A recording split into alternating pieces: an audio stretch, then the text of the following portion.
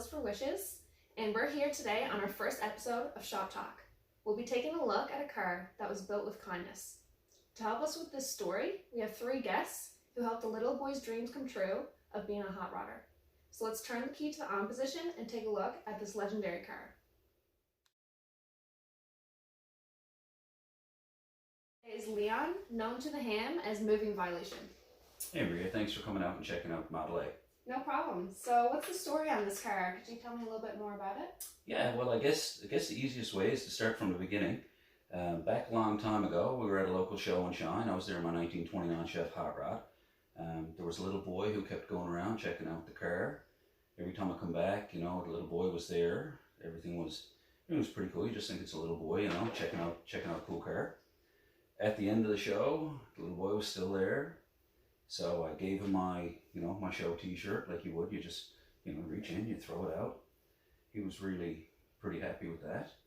The following week at a lot night, his dad comes out and says, hey, my kid Andy, he'd really like to go for a ride in your car. So we packed up, we got in the car, we went for a spin. It was an instant connection. We were instant friends. And little did any of us know that it would be the beginning of something really big. That's awesome. Yeah, it's pretty cool. That you knew that you'd be building a car for Andy? At first we had no plans of building a car for Andy. Andy was just a car kid. He was hanging around with his dad, We were going out doing a bit of cruising around, and then all of a sudden it was like, fast forward, boom, Andy wasn't feeling well. All of a sudden he started getting some headaches, Andy and his dad weren't showing up to cruises. Next thing we know, we get reports that Andy's not well. He's got to go have doctor visits. So he kind of reached out to how do we take Andy's mind off what's going on. So we put a post up on the H.A.M.B. The post was, our hot rod buddy is not feeling so well. Can we send him some stickers? Can we send him some t-shirts? Anything to take his mind off of what was going on. So we did, and stickers and t-shirts coming from all over the world. And it worked. It was good for a little while. It was pretty cool. It was a nice little thing for a little boy. It definitely meant a lot to him. It did. It meant a lot to a lot of us. How did a bunch of stickers and t-shirts end up being a traditional hot rod? Well, I guess at the time, we were posting on the H.A.M.B. We had lots of posts going on about Andy and his condition and how he was doing, and people were interested. And I think there was a moment of vulnerability there. I certainly hope so, or people were just attracted to Andy. And after a few posts, a guy from Wisconsin, his moniker is Junkyard Dog 32. His name is Joe. Joe reached out and he said, well, how about we raise some money and we send Andy to a car show in California? That's unbelievable. Yeah, it's pretty cool. Did you know Joe yourself? No, don't know Joe. Still don't know Joe. He's just Junkyard Dog 32. Wow. Did he help build the car at all for Andy? Well, in a roundabout way, yes, because the money that we raised to send Andy to a car show, he never got to go to. So then we took the money that was raised for that, and everybody on the H.A.M.B. was pretty okay. So we start buying parts to build a car. So you guys spent the money on a car that didn't run? Well, yeah, kind of. I guess it was more than a car that didn't run. It didn't have a chassis. It didn't have, it didn't have an engine. It didn't have a rear end. Basically, we bought the body. We bought the body out of Saskatchewan, I believe it was. We posted a picture on the H.A.M.B. We said, it's official. H.A.M.B. Andy is a hot rodder. And we posted a picture of the body. The next morning, I get a message in my inbox, and it says, you received money. So when we opened it up and we looked at it, there was a doctor in Louisiana who said, I'd love to pay for the body of the car. Here's the cost. So basically a totally unknown stranger, out of the goodness of his heart, paid for the body. That's unbelievable. Just people helping out of their own pocket. They love the story. Pretty crazy. People who didn't know Andy definitely had huge feelings for the little boy, and he was a tough little boy.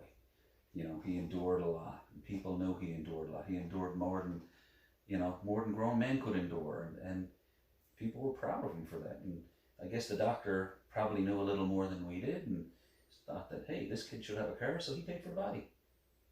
That's awesome. Yeah.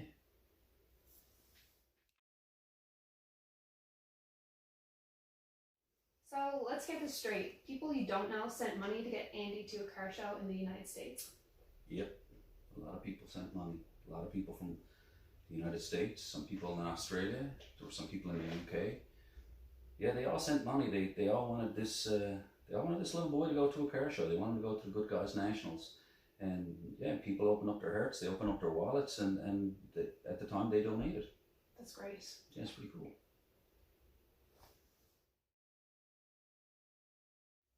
So you had the body of the car at this point, but did you buy all the other parts? No, we had the body, and then I guess when Doc, who was on the H.A.M.B, decided that he was going to pay for the body, and people saw how kind he was. All of a sudden, people from all over the world started offering up things like the intake and the carburetors came from Australia, the headlights came from the States, the grill and all that came from the States. It was really weird. It was kind of like capturing lightning in a bottle. Everybody wanted to be a part of it. Everybody wanted to make sure that this little boy had his car, and that all the things that we needed, all the things that Tony and Bill needed to assemble a car were going to come to us. And then it took a real interesting turn, because all of a sudden we start running out of parts, stuff that people on the H.A.M.B couldn't give us. So they took a dash, they brought it to the Jalopy drag races in Joplin, and they just put the dash there. And people could go and they could sign the dash in the car and make a donation. And from that donation, we were able to buy the things that the car didn't have. It didn't have the adapter to put a Chevrolet transmission on a Ford engine.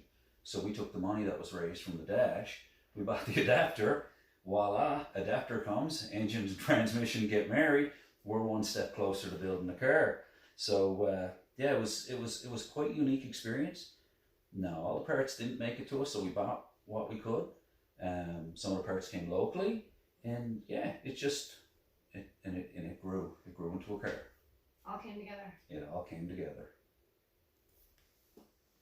So you mentioned the dash and how everyone was signing it. Was that the highlight of everyone from the H.A.M.B? Well, personally, I think the dash is the heart and soul of the car. It shows everybody's involvement, their level of commitment, their level of wanting this little boy to have his hot rod. When you sit behind the wheel of the car and you look at all the names, all these people who, and some of them didn't have a whole lot, but they gave what they could. Some more had, were a little better off. They could give more, but everybody gave. Nobody asked, everybody gave.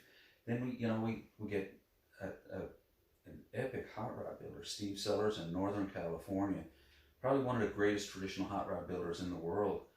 And he was fortunate enough, Andy actually got to go to his garage. He took the jacket off his back, he gave him his jacket, he gave him some really rare parts that, people like myself would love to have, but he just gave them to him. And then as the car progressed, we start getting messages from Steve. I start talking to Steve, and Steve goes, "This car really needs, hubcaps." And we're like, "Yeah, that'd be cool." He goes, "I'm going to make a special set of hubcaps for this car." He goes, they'll fit your wire wheels. We're like, "Oh, that would be really cool." And then all of a sudden a box shows up. And I never forget Andy opening the box, and it's just silence. And he takes the first hubcap out, and it says H.A.M.B Andy. And the hubcap was just like the moment in time. It was the crown jewel. Like everything that we could do as a car community came together. Everything worked, and the last thing to go on the car, the last piece I remember going on this car was Bill Norris putting the hubcaps on the car. And it was like the icing on the cake. And for a lot of us, it was kind of the end of the build journey. And then we got back, got to sit back and we got to watch it. We got to see how magical it was. We got to see a little boy who wasn't really a little boy. He was a man in a little boy's body. He knew more about hot rods than most of us knew about hot rods. And he just oozed karma. Everybody loved to be around him. Everybody wanted to be around him. He was, he was what hot rodding is. And for people to get the opportunity to see this car, whether they watch it on our YouTube channel or whether they get to see it when it comes out at one of our shows in the future, this car is pretty special. And it was truly a car that was built with kindness. People gave, and they gave a lot. They gave their time, they gave their money, they gave their parts. And the most important thing they gave Andy was they gave Andy love, they gave him hope. That was something we couldn't buy. We couldn't buy it. Mm-hmm. And when you get to sit next to it or touch it, sit behind the wheel. Yeah, it's a pretty crazy car. It's good, it means a lot.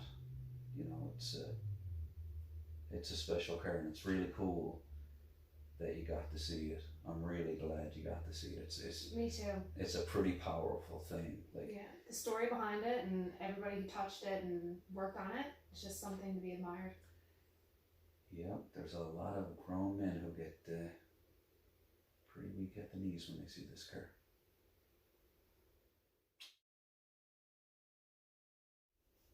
I have Bill here with me, who's also known as Hacker Built on the H.A.M.B, and he's going to be telling us a bit about his game plan with the car. Okay, well, really how it all started, it came as a 31 Model A, whichever it is, I'm not even really sure. And because of the size of the car and the shape and everything, really one part follows after the other. We had the body, the frame had to be built to fit the body, and then every other part then follows along after that, depending on what parts you use. Of course, this was a traditional build, which is what Andy wanted, and so it has solid axle in the front and the Buick brakes. Transverse suspension front and rear. It kind of comes down to a particular look, and the plan has to follow that look all the way. And the H.A.M.B, of course, is about traditional hot rods, so that's where we went with it. That's great. Awesome. So where did you start with this build? Because it seems like a giant puzzle. Well, it is kind of, but you have a body that you're going to have to make everything fit, so that's the start. You generally know what the wheelbase is going to be to make it look correct, and it just goes down from there. The first thing we started with was the frame. Had to shape that out myself and Tony.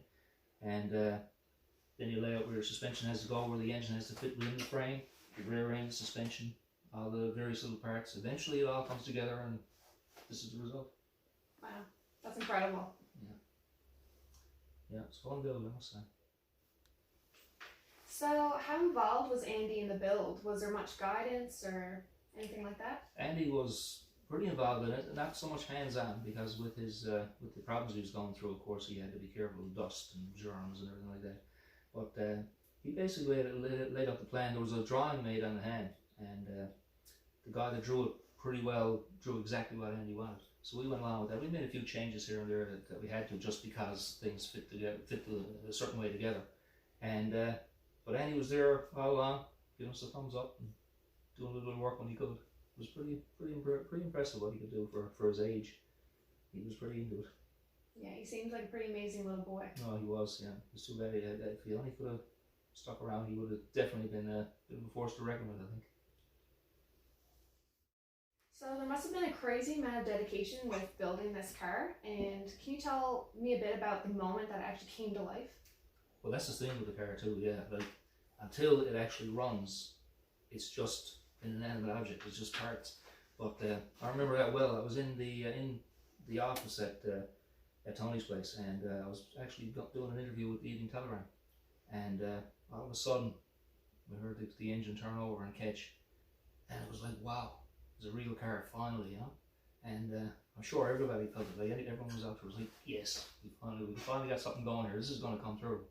And sure enough, everything worked out, and Andy got to hear it running and use it. It's great. That's great. Yeah. Was he excited? Oh yeah.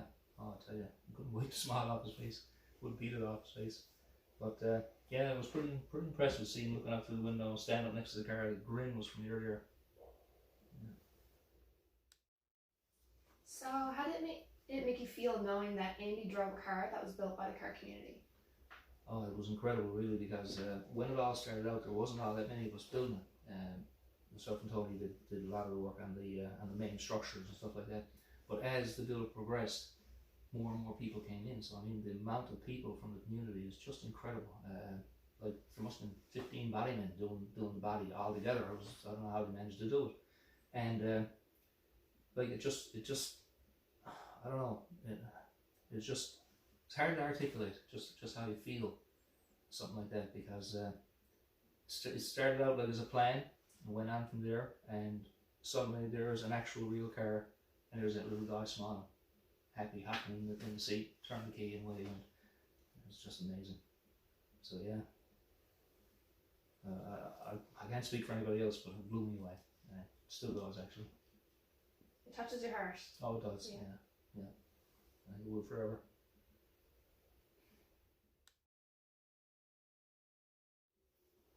So here with me is Tony, who's known as Fitzy23T on the H.A.M.B. And what can you tell me about how Andy got involved in the hot rod community and building this car? Well, when Andy come along, I met Chris at a car show, and I can remember Chris walked up to me and said, he was talking about this car, and Andy was, I said he was probably about 10 years old, and Chris was talking about the year of the car, saying it was a 57 Chrysler, and Andy tugged on his arm behind him and said, no, Dad, that was a 58, you know, this type of thing. And I was just taking back, this kid knows these 50s cars, and he's only 10 years old. That's where it all started from. When it came down to the car itself, Leon got together with us one night, and we all sat around at a Tim Hortons. I think there was 6 of us sat in a room, and Leon's come, you know, said, why don't we build Andy a car? And so I said, you know, that won't work, you know, something like that'll never happen, right? And one thing led to another, led to another, and there it is.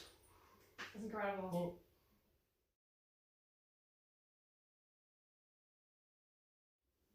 So with all the parts that came from all over the world away, was there any that came here locally from Newfoundland?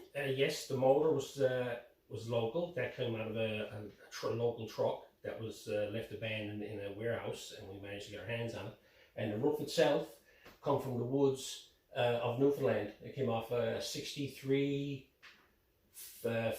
Valiant, I think it was going to come off of. And it was a group of us went out in the woods.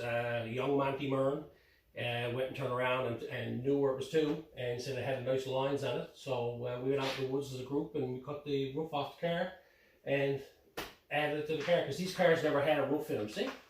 There was just an open canvas top on them, and we wanted to put a steel roof on it. So, and it's got the nice lines and everything on it from the Valiant. So it was a cool trip.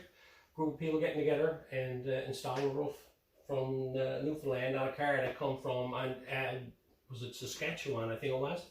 And you know, the parts from around the world, Australia, US, everywhere. It's unbelievable. That's amazing. It's nice to have local parts on it as well. Oh yes, very much so. So when you and Bill developed a plan to build this car, did you expect anyone locally to help out? Well, I expected a few of us would come in and give us a hand, but as it progressed and got into it, we found that more and more people were just showing up out of the blue. What can I do? You know, how can I help and stuff like this? And it got to the point where, like, you know, we had 10 to 15 local businesses just come in. Like, these are owners of companies that, you know, don't even have to get their hands dirty anymore.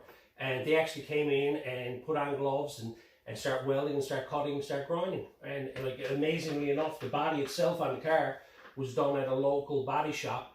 And the bodymen who worked on the car were from about, I think there was like 6 local body shops. The owners of the body shops actually did all the body on the car. So it was pretty cool to see all the guys come together working on one car. And they're like competition amongst themselves on a daily basis. So that was pretty cool to see all that. So they were able to work together just to help Andy Oh out. yes, they had a blast doing it. Yeah, we got lots of pictures of them all working together, and everybody got wonderful memories of this car. So Tony, can you tell me some highlights about this car? Where do I start? It's a 31 Model A sedan. It's chopped 4 inches, I think. Channeled 4 inches. It's been a while since I've been around the car, so a lot of the information I'm after forgetting a lot of it. It's got a flat head V8 in it with dual carbs on it, straight axle dropped. It's dropped an old school way. It's not a bought axle, and it's got Buick drums on it, 2 spoke wires on it, wide weights. It's the typical hot rod stuff that Andy wanted. 32 grill, got a school bus seat in it, 9-inch Ford, automatic transmission. And like, it's a hand-built 2x3 or 2x4 chassis that myself and Bill and a few of the local guys went and built. Other than that, rear trailing arms is all homemade. Custom-made pedestals for the headlights. Other than that, I can't really think much else. There's so much to talk about. And of course, it's satin black. So how does it make you feel knowing that Andy got to drive this car that the car community built? It's an amazing feeling. The night that Andy drove it, I only broke up there now. It was amazing. I remember sitting in the office. I had to go out in the office because it was hard on me. And he sat behind the wheel and fired it up and backed it out the garage. It was amazing. It was about 7 months, I think it was, from the time, well, about 11 months since we started the car. And not knowing where we're going and what the timeline was. It took us a while to actually get everything fitting because a lot of the pieces and parts that came didn't fit anything and we had to make them fit. So when it come down to it, we got the car built. The last few weeks of the car, it was totally amazing. I say there was times there was 40 and 50 people in the shop, everybody wanting to get their hands on it, turn wrenches. Some people just turned screwdrivers for screwing little items on it, and that was the extent of it. And that night then, everybody was there, and Andy fired the car up for the first time on his own. And we knew that he could drive the car. It was totally amazing. Definitely meant the world to him. I know that for sure. Yes, you just see the look on his face. It was an amazing time. You made it all worth it. Yeah. Thanks for joining us on our first episode of Shop Talk, a car built with kindness. And don't forget to check out our Facebook page or www.wheelsforwishesnl.com. Mum and Dad, look. Take your time coming out, what's up? Cool.